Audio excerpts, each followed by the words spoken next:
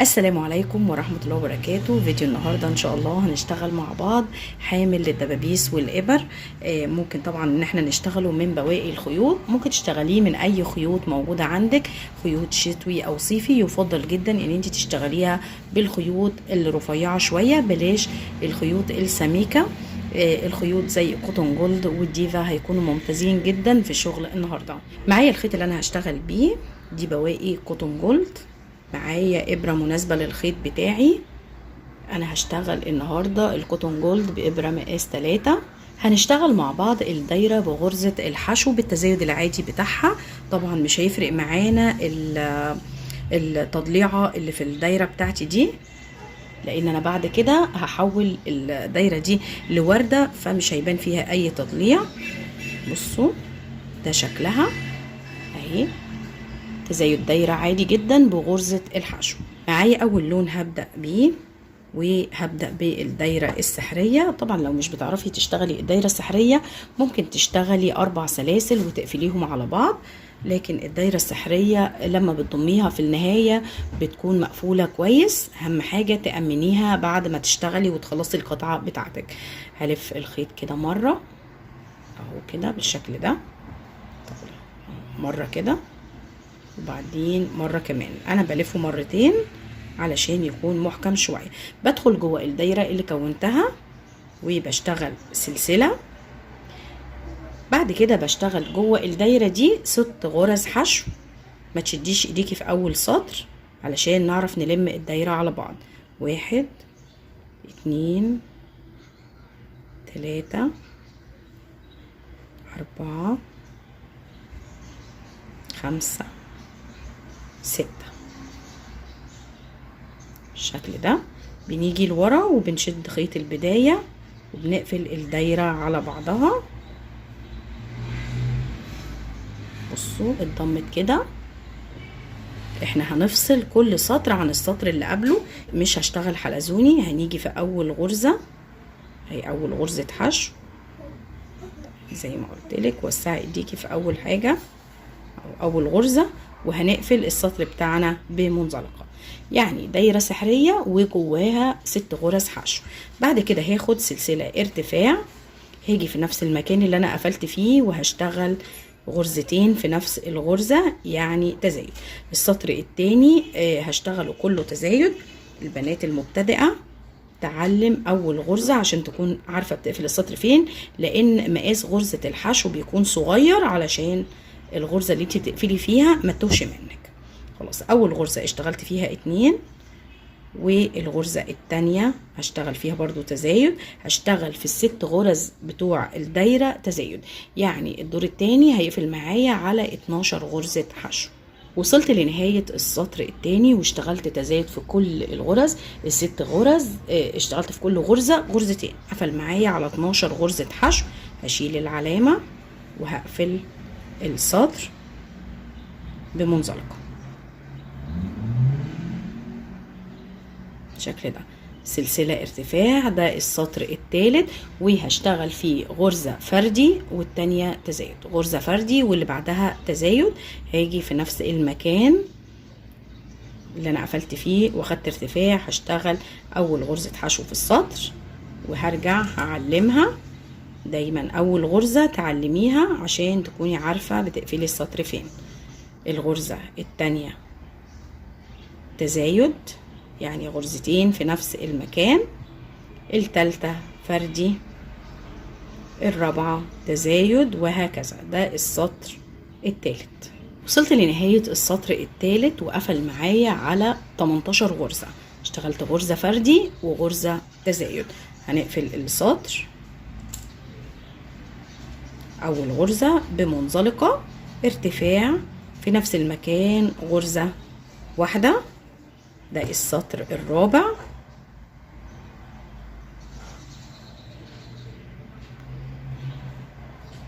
دي اول غرزة كانت فردي، التانية فردي، والتالتة تزايد.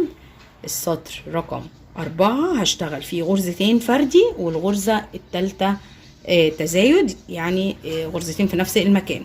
خلاص السطر التالت ونرجع نشوف قفل على كام غرزة. وصلت لنهاية السطر الرابع وقفل معايا على 24 غرزة. شيل العلامة وهنقفله بمنزلقة في أول غرزة. بعد كده سلسلة ارتفاع عشان نبدأ السطر رقم 5. أول غرزة هشتغل فيها غرزة واحدة بس وهرجع العلامة بتاعتي.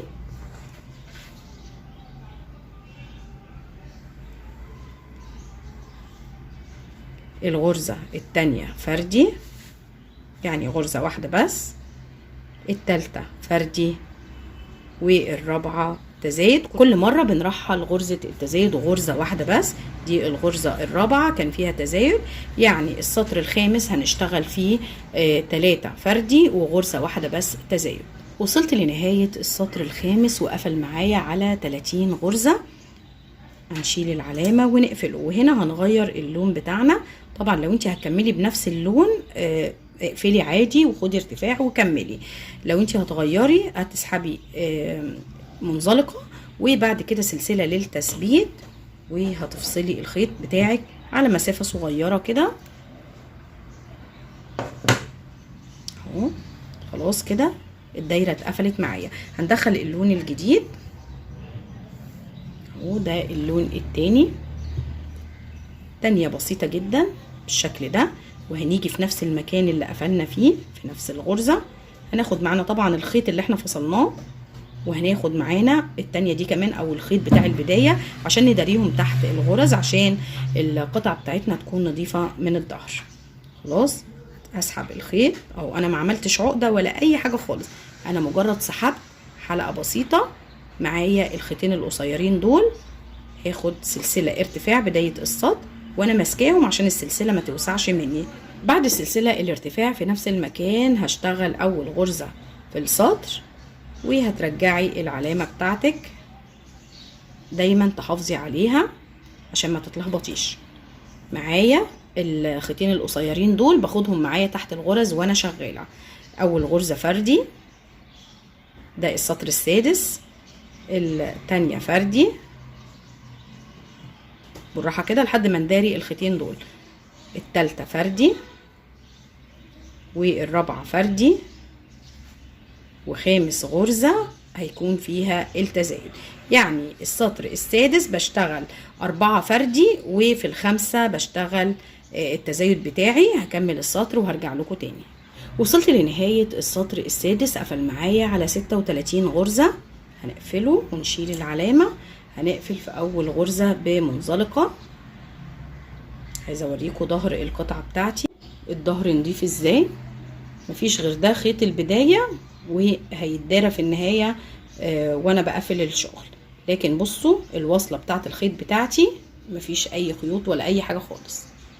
تمام، هنكمل شغل. انا قفلت السطر السادس، هناخد سلسلة ارتفاع وفي نفس المكان هشتغل غرزة فردي، وهرجع العلامة بتاعتي.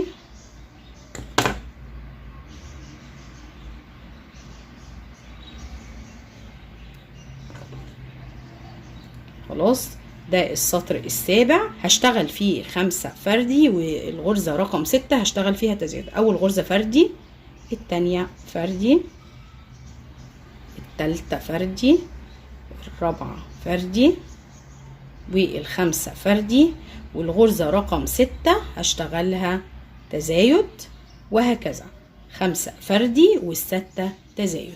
وصلت لنهاية السطر السابع وقفل معايا على 42 غرزة. نشيل العلامة ونقفله. تمام، ده السطر الثامن. هنبدأه بسلسلة ارتفاع، في نفس المكان هشتغل غرزة واحدة وهرجع العلامة بتاعتي.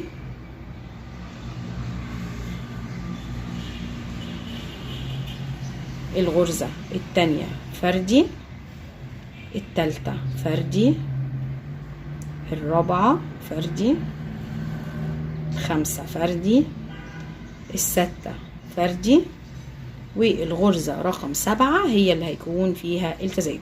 يعني السطر رقم 8 بشتغل 6 فردي، والغرزة رقم 7 بيكون فيها تزايد. وصلت لنهاية السطر رقم 8 وقفل معايا على 48 غرزة، والدايرة بدأت تاخد شوية الشكل السداسي. تمام. هنشيل العلامة وهنقفل السطر بتاعنا بمنزلقة، وهفصل الخيط للمرة التانية، هاخد غرزة للتثبيت وهفصل الخيط على مسافة قصيرة. تمام. طبعا لو انتي عايزة تحطي الوان اكتر من كده او عايزة تعملي لون واحد براحتك، ترتيب الالوان ده بتاعك، وعدد السطور الالوان دي بتاعتك انتي، رتبيها زي ما تحبي. خلاص ده السطر الثامن. هنبدأ السطر التاسع مع بعض. اللون الثالث اللي هو لون الظهر، لان ده يعتبر ظهر الوردة اللي انا هشتغلها، انا عاملاه بلون واحد. تمام. وهدخل الالوان هنا اكتر من لون، وهيكون موجود كمان اللون الاساسي اللي هو اللون الثالث ده. بدخل هنا في اول غرزة اللي انا قفلت فيها، وبجيب الخيط بتاعي على جنب كده عشان اخده تحت الغرز وانا شغالة. مجرد ان انا بسحب الخيط ومن غير عقدة ولا اي حاجة خالص، باخد الخيطين القصيرين معايا وباخد سلسلة ارتفاع بداية السطر التاسع. تمام. في نفس المكان اللي انا اشتغلت فيه الارتفاع بشتغل اول غرزة فردي، الغرزة الاولى فردي، التانية فردي، التالتة فردي، الرابعة فردي. انا مش شادة ايدي قوي يا بنات، انا مخلية مقاس الغرزة مظبوط، لا هي مشدودة قوي ولا هي مريحة قوي كده. أربعة. الخمسة كمان فردي، الستة فردي، السبعة فردي، والغرزة رقم 8 هي اللي بشتغل فيها التزايد بتاعي. يعني السطر التاسع بشتغل 7 غرز فردي، وفي الغرزة رقم 8 بشتغل تزايد. وصلت لنهاية السطر التاسع وقفل معايا على 54 غرزة. هنقفل في اول غرزة في السطر، طبعا الغرزة الاولى واضحة مع اختلاف اللون. هنقفل هنا في اول غرزة بمنزلقة، وهنبدأ السطر العاشر وهناخد سلسلة ارتفاع في نفس المكان، غرزة فردي، وهنرجع العلامة. طالما الالوان شبه بعض يفضل ان انتي تحطي علامة الغرز دي علشان ما تتلخبطيش. اول غرزة فردي، التانية فردي، التالتة فردي، الرابعة فردي، الخامسة فردي، الستة فردي، والسبعة فردي، التامنة فردي، والغرزة رقم 9 هي اللي بيكون فيها التزايد. يعني بشتغل في السطر العاشر 8 فردي، والغرزة رقم 9 هي اللي بيكون فيها التزايد. وصلت لنهاية السطر العاشر وقفل معايا على 60 غرزة. هنقفل السطر وهنبدأ السطر رقم 11 والأخير. طبعا لو انت عايزة تكبريها اكتر من كده وتزودي في عدد السطور، التزايد هيكون بنفس الطريقة. كل سطر بيزيد عن السطر اللي قبله، او بنرحل غرزة التزايد غرزة واحدة بس. تمام. هنبدأ السطر ال11 ده اخر سطر معانا. هاخد سلسلة ارتفاع وهاجي في نفس المكان وهشتغل غرزة فردي. رجع العلامة بتاعتي، دي اول غرزة فردي، التانية كمان فردي، التالتة فردي، الرابعة فردي، الخامسة فردي، الستة فردي، السبعة فردي، التامنة فردي، اهي 9 كمان فردي، والغرزة رقم 10 هي اللي هيكون فيها التزايد. كل غرزة رقم 10 هشتغل فيها تزايد 9 فردي، والغرزة ال10 هشتغل فيها التزايد. وصلت لنهاية السطر رقم 11 وقفل معايا على 66 غرزة. السطر ال11 انا مش هقفله بنفس الطريقة، انا هشيل العلامة بس عشان هبدأ ان انا اضم الجنبين على بعض. هاجي في اول غرزة هدخل فيها لكن مش هرجع بالخيط بتاعي. دخلت في الغرزة اللي انا هقفل فيها اللي هي اول غرزة، بجيب الخيط كده على جنب وبجيب الجزء التاني اللي انا كنت شغلاه او الدايرة التانية، وهبدأ اشبك الدايرتين مع بعض. باجي في نفس المكان اللي انا قافله فيه، ويفضل ان هو يكون في نفس المكان عشان الاضلاع دي تكون قصاد بعض بالظبط. في اول غرزة برضو هنا دي كده اللي انا قفلت فيها هدخل اهو تحت حرف الفي بتاع غرزة الحشو بتاعي بالشكل ده. خلاص باخد طبعا الخيوط كلها جوه الدايره اهي، بتدخل جوه الدايره كده بدل ما انضفها. انا دخلت في الغرزه واخدت الغرزه التانيه معاها، برجع بالخيط بتاعي منزلق بالشكل ده. الغرزه اللي بعديها بريح الخيط، ما بحاولش ان انا اقفل بمنزلقه واشدها جامد. الغرزه التانيه قصادها الغرزه اللي في الجنب التاني، بسحب الخيط منزلقه، بقفل الجنبين على بعض بمنزلقه. الغرزه اللي بعديها اللي قصادها في الجزء التاني اهو، بصوا الاتنين انا ضمهم على بعض ازاي، بسحب منزلقه بالشكل ده الاتنين مع بعض. بصوا انا داخله فين، الاتنين هنا تحت حرف الفي هنا في اول دايره، وتحت حرف الفي في الدايره التانيه بالشكل ده. بسحب الخيط منزلق. اللي بعديها وكل غرزه هتقابلني في الدايره الاولى هاخدها مع الدايره التانيه منزلقه. ولو اخدنا بالنا بصوا الزوايا او الاضلاع بتاعت الشكل السداسي اللي اتكون لي قصاد بعض بالظبط، بصوا بالشكل ده شايفين؟ تمام. انا هكمل دوران الدايرتين كلهم بغرزه المنزلقه ما عدا جزء بسيط جدا حوالي 2 سنتي او حاجه عشان ادخل الفايبر منه، وهنرجع تاني نشوف الخطوه اللي جايه مع بعض. قفلت الجنبين على بعض ما عدا الجزء البسيط ده، بصوا بقى بالشكل ده. ده الظهر او الجزء الساده اهو، وده الجنب التاني، وسايبه الجزء ده ومعايا الفايبر ده. الفايبر ده اللي هو بيكون في الخضريات بتاعتنا وبيتباع بالكيلو، هنجيب جزء منه وهنبدأ ان احنا ندخله جوه الدايرة بتاعتنا بالراحة كده. وحاولي وانتي بتحطيه كده ان انتي ايه تريحيه شوية او تنفشيه بالشكل ده علشان يكون طري معاكي. خلاص انا مش عايزة اكتر من كده، انا عايزاها تكون طرية كده عشان كمان اعرف اوزعه بعد ما اقفل الجنب ده كمان. خلاص مش محتاجة اكتر من كده. بصوا شكلها جميل ازاي. ده الجزء اللي في الظهر تمام، مفيش اي خيوط ولا اي حاجة، كل الخيوط انا دخلتها جوه مع الفايبر. هنكمل تقفيل، ندخله بس بايدينا كده بسيط لحد ما نقفل، وهنكمل تقفيل بالمنزلقة بتاعتنا.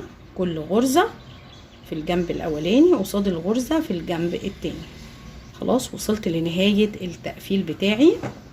هاخد غرزة للتثبيت وهفصل الخيط، لكن هفصله على مسافة كبيرة، يعني هنفصله مثلا مسافة متر تقريبا او ازيد شوية. خلي معاكي مساحة كبيرة من الخيط عشان ما يأثرش معاكي وانتي بتقفلي، لان انا كمان هتنيه 2. ومعايا كمان ابرة التنظيف المعدن. انا بفضل ان انا استخدم المعدن جدا اكتر من البلاستيك في الشغل ده بالذات. خلاص شدوا كده.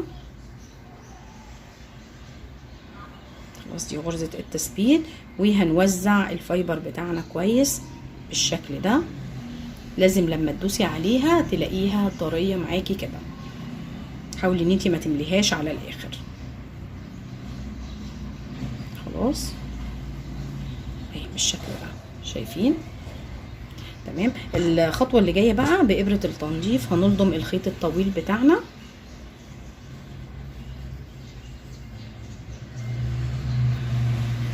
هنبدأ نكون الوردة بتاعتنا. هنقسم الخيط 2 كده بالشكل ده. بصوا انا لضمته 2، يعني هشتغل بيه وهو مجوز. هنيجي من الظهر وهنيجي في نص الدايرة بالظبط في المركز بتاع الدايرة. بصوا انا بدخل فين هنا، وهعدي الجنب التاني من نفس المكان في نص الدايرة بالظبط، وهشد الخيط بتاعي.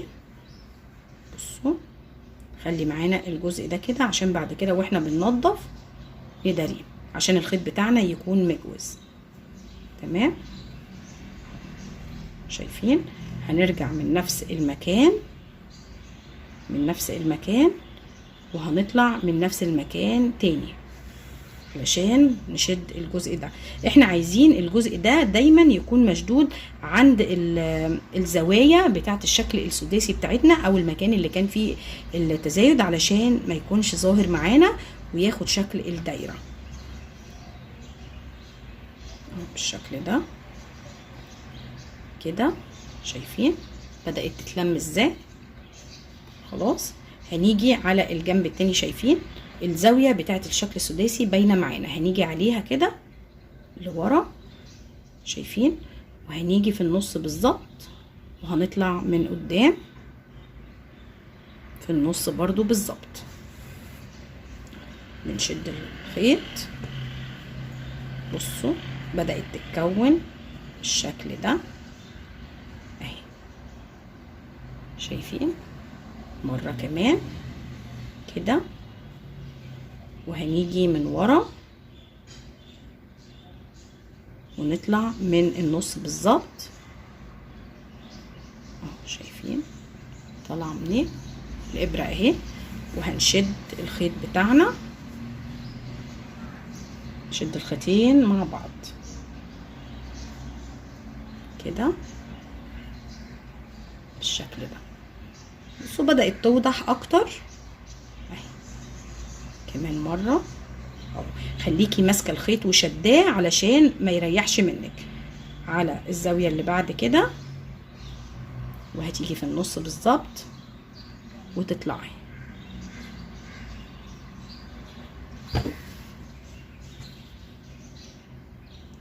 بصوا بقت ورده زي ما احنا شايفين، بتشديها اهي وبتحاولي تخلي البتلات كلها قد بعض.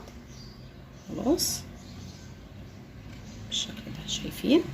بعد كده بتثبتي بقى الخيط بتاعك، بتحاولي ان انت تدخلي كده وتعملي عقده بسيطه وتفصلي الخيط كده. بتفصليه بقى على مسافه شويه علشان الخيط ما يفكش منك. احنا لسه هنركب الزرار بتاعنا، فالخيط ده هيتدارى معانا.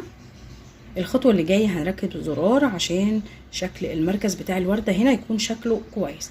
معايا ابره خياطه عاديه اهي بخيط نفس اللون، ومعايا زرار، اي زرار عندك على شكل ورده عليه رسومات هيكون شكله حلو جدا في النص. خلاص الخيط اللي انا فاصلاه على مسافه صغيره كده انا هداريه، هكومه كده وهجيب الزرار عليه بالشكل ده، شايفين؟ وهاجي من ورا بالابره بتاعتي وهثبت الزرار في النص. كملت تركيب الزرار، شكلها بقى كده جميله جدا وخفيفه اهي. اشتغلت كمان اللون ده، وهقول لكم طبعا الفرق بين دي ودي وكمان دي. اشتغلت اللون ده كمان، وكمان معايا دي الكبيره دي حجمها كبير شويه.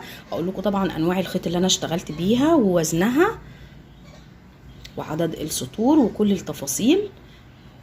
هنقول بقى الفرق بينهم. دي اللي اشتغلتها معاكم في الفيديو كانت بخيط قطن، بصوا، واشتغلتها كمان بغرزة الحشو. بدأت بدايرة سحرية جواها 6 غرز حشو، ودي بالظبط نفس الطريقة دي غرز حشو وخيط قطن، لكن كنت شغالة بمقاس إبرة صغير، اشتغلتها بإبرة 2.5، دي اشتغلتها بإبرة 3. بصوا، وكمان زودت الحشو اللي جوه او الفايبر شوية. لو اخدنا بالنا دي ناشفة، نبعد دي شوية، بصوا دي ناشفة ازاي ودي طرية. هو ده الفرق، مقاس الابرة وكمان الفايبر اللي جوه زيادة شوية. بصوا الفرق بينهم، نفس عدد السطور، نفس عدد الغرز، نفس نوع الخيط. دي ابرة 2.5، دي ابرة 3، مزودة هنا الفايبر شوية وهنا مخلياها شوية كده ايه هشة او طرية. تمام. الاتنين دول اشتغلتهم بغرزة العمود بلفة. بدأت جوه الدايرة ب12 عمود بلفة، اشتغلت هنا 6 سطور واشتغلت هنا 5 سطور. هنا خيط قطن وهنا هيمالايا، ده خيط شتوي وده خيط قطن نفس نوع الخيط ده. تمام. مقاس ابرة 3.5 علشان كده الغرز واسعة شوية. هنا مقاس ابرة 3. بصوا الغرز مقفولة شوية ازاي والفايبر مش باين. بصوا ده الفرق بينهم. هنا 5 سطور، 1 2 3 4 5 سطور، وهنا 6 سطور. طيب الفرق بين دي ودي ايه بقى؟ دي انا اشتغلتها بقالها سنتين عندي بستعملها وغسلتها كذا مرة. هنا حاطه لولي وهنا حاطه زرار، لكن هنا حاطه زرار وسايبه الجنب التاني فاضي. بصوا دي بالظبط بقالها سنتين او سنتين ونص عندي بستعملها، غسلتها كذا مرة في الغسالة وانا بلغي دورة العصر، وكمان بغسلها على ايدي. اي شاور عندك او اي مسحوق جل او اي حاجة وبتغسليها كده وبتنقعيها شوية وبعد كده بتشطفيها بتحطيها في الشمس بترجع زي ما انت شايفاها كده. جميلة جدا، عملية جدا، مش قادرة اقول لكم انا يعني مبهدلاها. دبابيس بتتحط في كل مكان، بغسلها كتير. هقول لكم طبعا انطباعي وايه احسن حاجه عجبتني في دول كلهم. طبعا اكتر حاجه عجبتني اللي هي بقى لها سنتين دي، مع اختلاف طبعا نوع الخيط. لو انا شغلاها بقطن كانت هتكون افضل بكتير، ان انت تصغري مقاس الابره وانت شغاله الخيط القطن. يعني انا اشتغلت غرزه العمود بلفه، اشتغلت بإبرة 3.5. لا لو اشتغلتي العمود بلفة بإبرة 3 أو 2.5 كمان وتكون عمود بلفة هيكون شكل الدايرة أحسن، وهيكون الفراغات اللي في الدايرة دي مش باينة كده بالشكل ده، هتكون زي دي. لكن طبعا أنصحك ان انت تشتغليها بالخيوط القطن، مع ان الخيوط الصوف زي ما احنا شايفين او الخيوط الشتوي مستحملة اهي. بصوا بقى لها زي ما قلت لكم بقى لها تقريبا سنتين ونص استعمال، ومع ذلك الخيط ما وبرش مع كتر الغسيل والاستخدام. الخيط زي ما هو، ده خيط هيمالايا افريداي العادي. بصوا اللي هو الورقه بتاعته لونها اسود، جميل جدا في منتهى الجمال. الخيط محتفظ بشكله، مفيش اي وبره طلعت فيه اهو. ده مع الاستعمال كل اشكالهم طبعا عجبوني.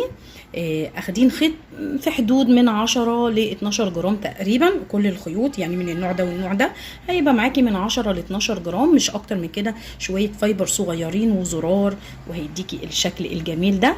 اتمنى ان شاء الله ان هي تكون عجبتكم. هستنى طبعا رايكم في التعليقات، ولو عجبكم الفيديو دوسوا لايك، واللي لسه بيشوفني لاول مره وما عملش اشتراك يدوس على كلمه اشتراك او سبسكرايب الموجوده تحت الفيديو، وكمان يفعل الجرس علشان يوصلوا كل جديد من الفيديوهات اللي بتنزل على القناه. والسلام عليكم ورحمه الله وبركاته.